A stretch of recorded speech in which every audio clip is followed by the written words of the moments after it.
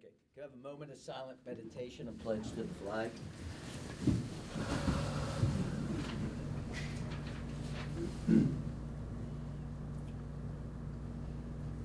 Thank you. I pledge allegiance to the flag of the United States of America and to the republic for which it stands, one nation under God, indivisible, with liberty and justice for all.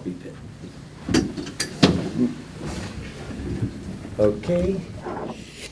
It is February 15th. It is 10:03, and all three county commissioners are here. Call the meeting to order. We will have our county administrator talk to us about our consents and approvals. Good morning. I'm still in shock from the Super Bowl, so I'm trying to deal with it. We feel bad for you. We'll have another one next year. Don't worry. Yeah, and we won't be in it. Okay, go ahead. We have 7 exonerations for $3,436.73. One request to create a new statement for $142.65. We have minutes for the regular meeting from February 8th, and then the BRE meetings from 2/1, 2/3, 2/8, and 2/10/23. Vouchers, General County Fund, $150,596.24. 911, $1,005.32.20. Chestnut Ridge Park, $17,572.79. Camp Muffley, $3,704.61. Mason-Dixon Park, $268.10. Mon County Center, $7,415.63. Recreation Levy, $2,653.46. Reallocated coal, $897.52. Assessor's valuation, $524.92. ARPA, $6,841.36. Parks and Rec, $19,360.32. Purchasing card vouchers, General County, $23,305.04. 911, $9,698.34. Chestnut Ridge Park, $326.12. Camp Muffley, $89.95. Mason-Dixon Park, $501.18. Assessor's valuation, $704. And ARPA, $1,552.13 for a voucher total of $247,543.91.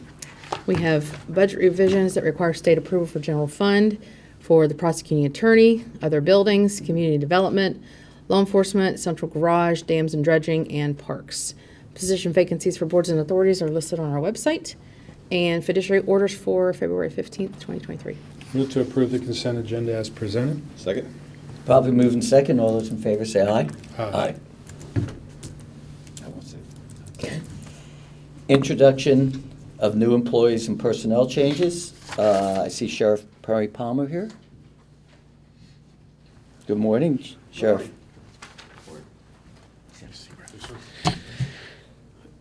I'm introducing Matthew Moore as a full-time process transport officer. He'll be starting on tomorrow, the 16th. We'll be eligible for full benefits and starting salary of $2,807.20 per month. Move to approve the personnel as presented. Second? Probably moving second. All those in favor say aye. Aye. Welcome. Thank you, sir. Thank you. Wonderful. Thank you. for coming on. Thank you, sir. Okay. Jimmy Smith. Good morning, Commissioners. Good morning. Jimmy. I'm only going to be introducing 2 new employees today. We got notified yesterday afternoon that the 3rd employee has decided not to accept the job. Okay. So today, I want to introduce Josh Breesley and Stephanie Webster. They'll be starting tomorrow at a rate of $19.18 per hour as full-time telecommunicators. Move to approve the personnel as presented. Second? Probably moving second. All those in favor say aye. Aye. Thank you very much. And Scott Finch, we're just gonna. Yeah, go ahead. So he has Scott has interviewed Jacob Smith to be a maintenance worker to fill the vacant position in the facilities department. He will start tomorrow, February 16th, as full-time non-exempt benefit eligible employee. Salary will be $3,640 per month with a 6-month probation. Move to approve the position as presented. Second? Probably moving second. All those in favor say aye. Aye. Do we have any others? Okay. Moving on to comments from the public. If you come up, state your name, address, and speak up to 4 minutes. We look forward to hearing you. Good morning. My name is Jason Charles. I'm known by no other name. I have no address to provide for you, for my home was taken from me when I was unlawfully incarcerated. Let me recap. There's nothing I can do. There's nothing that you can do, but it would go well for you to stop leading children of God astray. I have called out the sheriff on repeated times for not upholding to his oath. He remains silent. I called him out repeatedly and requested for the return of my family Bible. He has remained silent. He cannot articulate a reason to come against me, yet he continues to threaten me with force. You have seen it here before you. You can be the peacekeepers. The only way forward is in forgiveness. There are two kingdoms. One God, one money, one good, one evil, one truth, one lies. One lives, one is separated for eternity. According to the scriptures, if one is lukewarm, they will be spit out of his mouth. He would rather you serve him in truth or deny him and live a life of lies, knowing the consequence is eternal separation. Consequently, knowing one is denying the truth is one thing, but being led astray by false teachers or those who blindly follow lies with the excuse, I'm only doing my job, that's above my pay grade, or that's the way it's always been done, is unacceptable to me, and it should be unacceptable to all. The leaders knowingly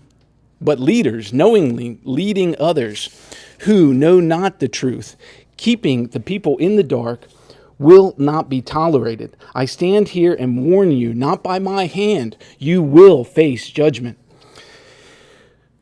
We have exchanged that which is, or that which was, for that which is, only in perception, not in reality, only perceived reality. Words have been redefined. In 1828, Webster's defined right as according to the will of God, i.e. righteousness, whereas by 1968, Harcourt Bryce diluted it to conforming to a set of standards or the prevailing belief, i.e. the new normal, aka the narrative. The way forward is not in the past, but it is forward in righteous obedience to the truth. Would you rather live by lies knowing that it will lead to the devastation, or live in the truth knowing God is obedient to his word and will heal the land? There is a difference between having something taken away from you and laying it down. Not only do I know the difference, I have lived it out. I did not walk this path out of desperation after I got caught doing something that in the eyes of man was wrong, but I did so in faith, knowing that the outcome following truth is far greater than the devastation continuing in a lie. For which of you intended to build a tower sitteth not down first and counteth the cost, whereas he has sufficient to finish it? Luke 14:28. The same can be said about going on a journey or following in the truth.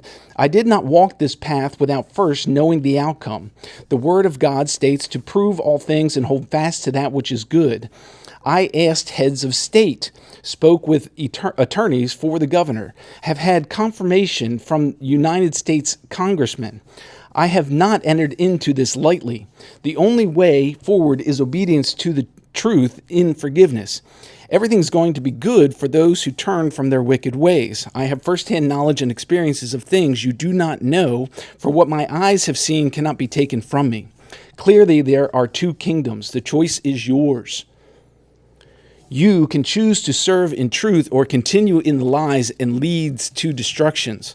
I boldly speak against you, yet know the way forward is in forgiveness. Suffer me if you must, but please do not deny the truth and suffer yourself nor these people. I ask again for you to be the peacekeepers. Act now before the coming storm.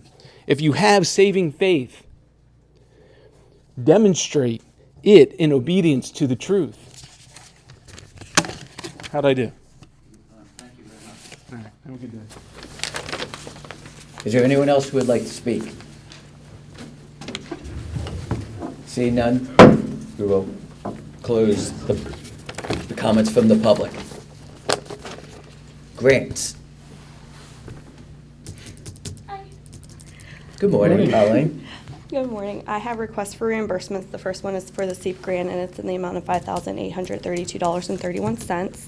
The next two are for the Governor's Highway Safety Program. The first one is for Safe Communities in the amount of $3,227.22, and impaired driving in the amount of $3,102.21.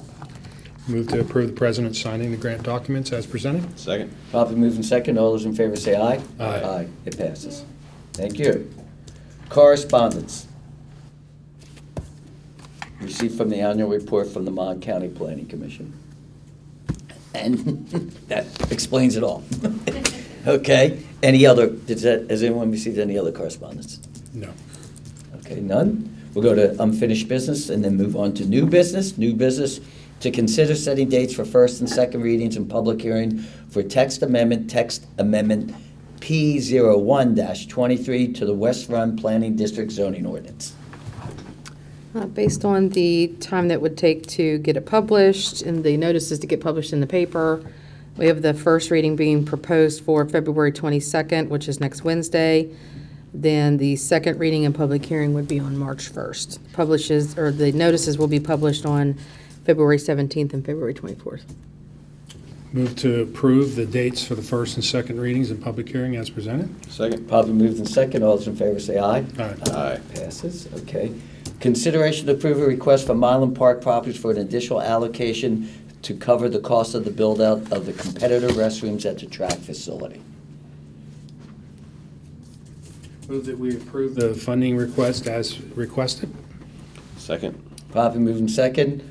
Any discussion or? Yeah, what? Because of clarification, so people understand. Yeah, a while back, and as my participation as the commission's, as Mylan Park Properties representative to the JUMA, and also the commission's representative to the JUMA committee, we've talked about the restrooms that, at the time that the track facility was finished, finishing the actual restrooms for the competitors and officials was valued engineered out to make the project come in under budget. So we've been talking about that for a couple of years.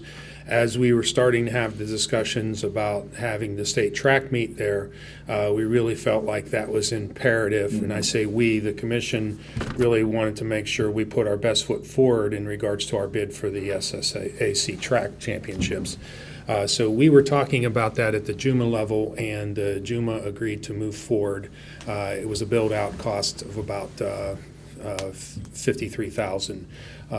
That's the quote they got from March Weston. Everything was piped in. We just needed to finish the restroom. So that's what the JUMA agreed to do, and I agreed to bring this request back to the commission for us to consider funding. So the funding request is for $53,000. Again, these are for the competitor official slash official restrooms at the track facility, and it will alleviate some of the need for the athletes to actually have to go around and stand in the concession bathroom lines. So that's why the commission was adamant about this being another amenity that we needed at the track to attract meets like the state track meet. So this will be for all on-field participants, not for general public to go down. Correct. If you're Correct. in front of the fence, if you're either a participant or an official or a coach or someone Who's on the field. yes. Okay. Yeah. Properly moves in second. All those in favor say aye. Aye. Aye. And I think this is something that was needed for future track events. Any other new business? Sir. Nope. No? No. Reports from elected officials. Mayor, did you want to Okay. come up and just state About your about your letter, email to us again? Because I think it's worth going public again, just to, The one that I sent yesterday? yes. I think it's important enough that we can help you get this information out. I do have my notes. Oh, good. Thank you. Thank you. So I forwarded an email yesterday evening to, I sent an email to our delegates and carboned you on it about House Bill 3075. That bill deals with subcontractors and the ability for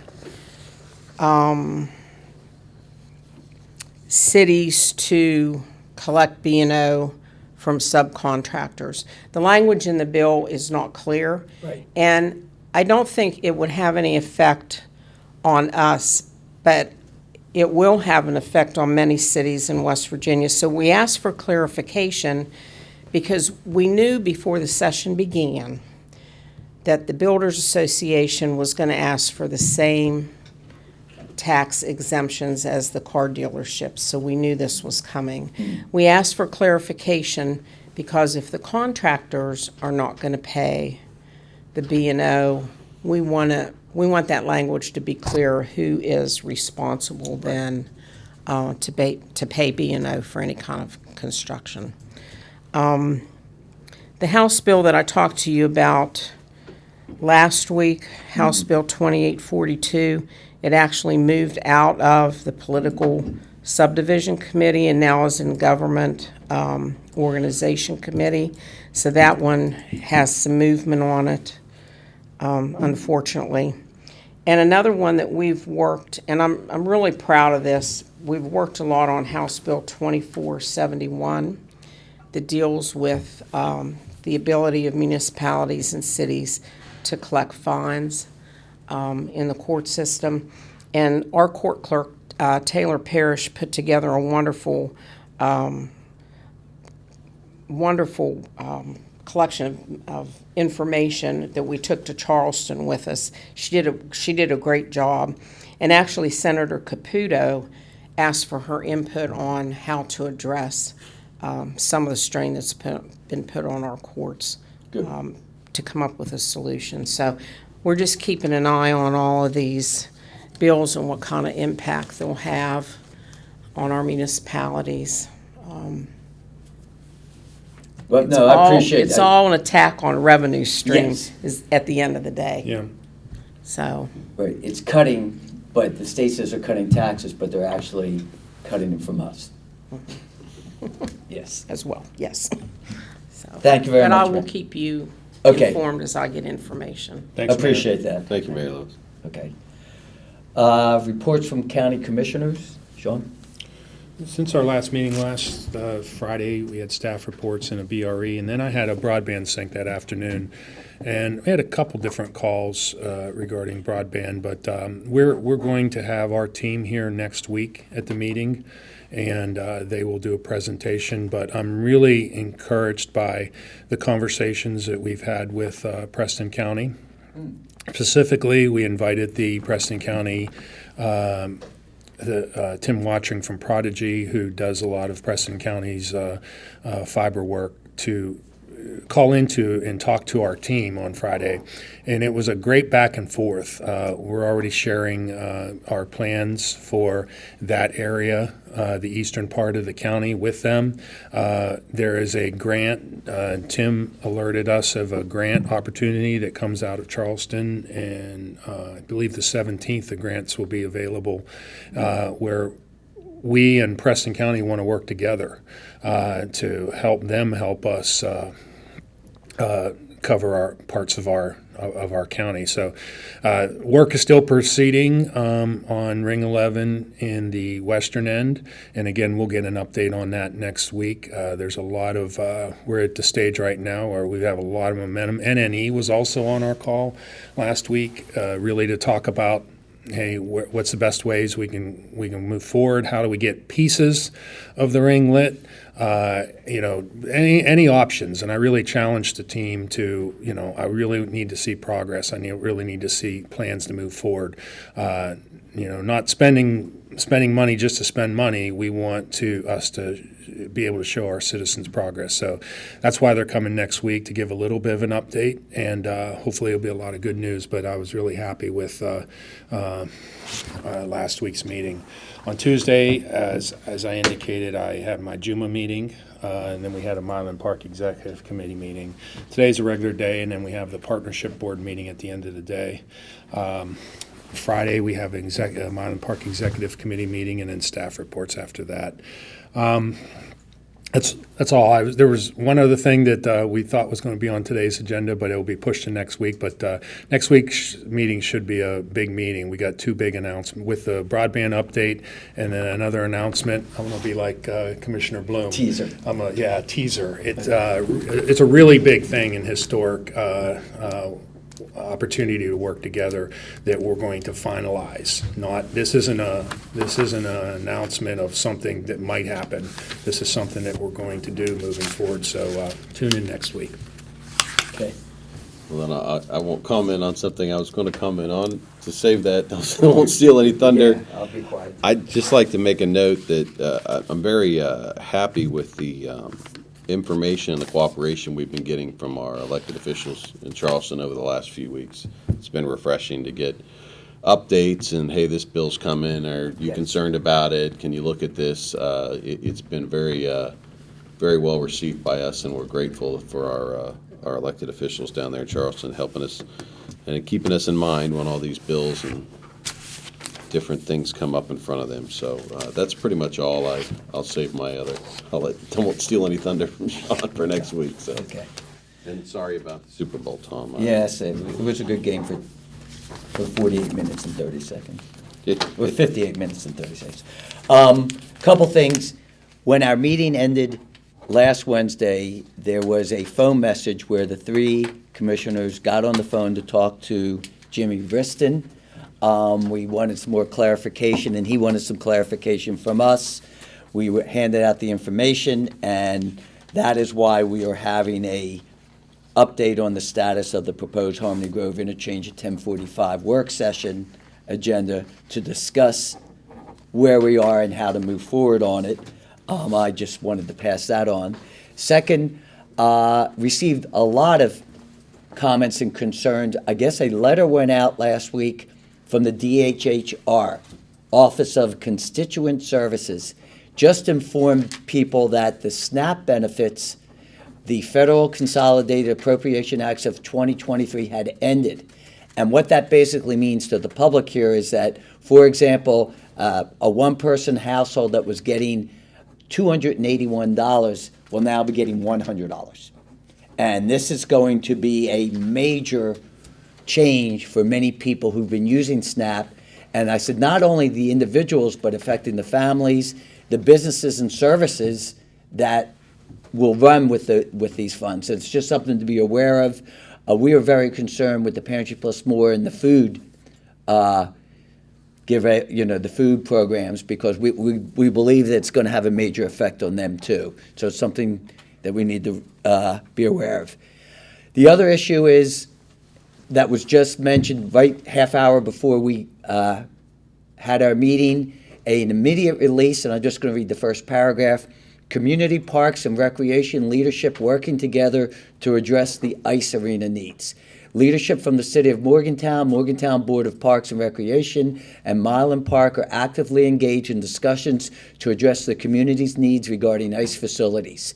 There are conversations about creating an additional ice facility to expand programming capabilities for ice sports locally. And I know all three of us are very interested in seeing that all three parties, as you talked about cooperation and working together, are moving forward. I think, this is a momentous step for the ice skating rink, and we will be following, and that's what we're doing. We're just following, we're not inputting, because it does not have to deal with the county commissioners, but we will be monitoring and watching it and seeing what happens. But we're very appreciative of this cooperation, and I think we're looking forward to it in the future.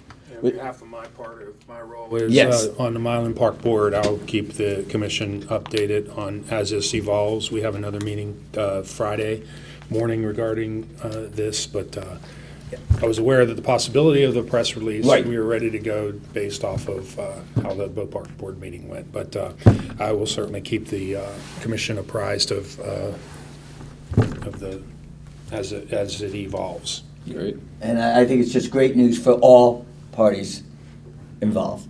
With that, do I have a motion to adjourn? So move. Second. Accepted, we be gone.